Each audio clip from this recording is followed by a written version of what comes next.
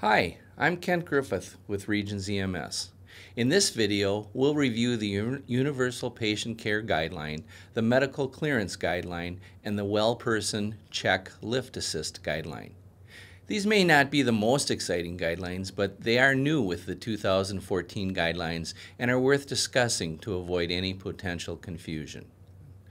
Let's start with the Universal Patient Care Guidelines. This guideline contains all the routine assessment steps which should be performed with every patient encounter. They have been grouped into a single guideline to eliminate redundancy. As you review this guideline, it may trigger flashbacks to your original EMT training, as the flowchart primarily addresses primary and secondary assessments, sample history taking, and a minimum vital sign requirements. At the bottom, you will see that the guideline directs you to contact MRCC if your patient's complaint does not fit in a specific guideline.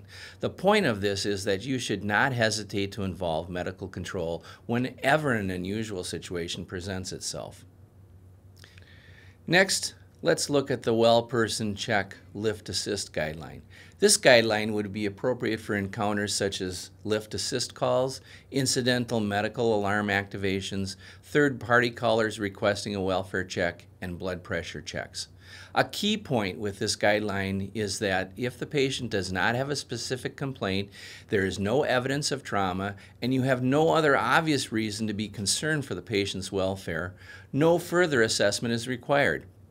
Otherwise, a set of vital signs should be obtained as well as a blood sugar.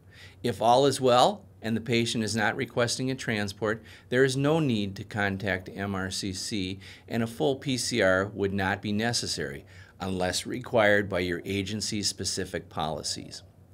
For medical directors, these types of calls carry a higher medical liability, as lift assists or welfare checks are often sentinel events for more serious underlying medical problems. Whether it is a steady progression of a chronic disease or a fall that leads to an increased pain and weakness in an already borderline patient, there is a higher rate of repeat 911 calls, ER visits, hospital admissions, and other complications following lift assists. In the near future, these would be appropriate patients to consider for a 24-hour community paramedic follow-up to ensure appropriate resources are in place for the patient. Finally, let's review the Medical Clearance Guideline. This should be used anytime EMS is requested to provide a medical evaluation after an encounter with law enforcement. This guideline provides assessment, recommendations for exposure to pepper spray or taser devices. You should also recognize signs and symptoms of the excited delirium syndrome, which would warrant immediate aggressive sedation, hydration, utilizing behavioral and excited delirium guidelines. For pepper spray exposure, the primary concerns would be eye involvement and respiratory symptoms.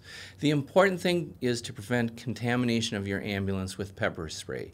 So if possible, any evaluation and treatment should be done outside or in another form of shelter. The best treatment for eye irritation would be direct ventilation with a fan. If that's not available, irrigation can be performed. If the patient is displaying respiratory symptoms, they should be treated according to the respiratory distress guideline and should be transported to a hospital if symptoms do not resolve quickly. If no respiratory symptoms exist 20 minutes after exposure, it's unlikely that there would be any further monitoring necessary.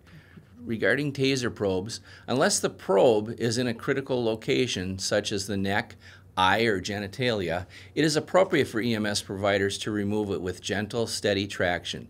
Taser injuries are generally small lacerations and only require basic wound care. These patients do not need hospital evaluation unless other concerning symptoms are present. MRCC contact is not necessary, providing the treatment remains within the scope of a single guideline.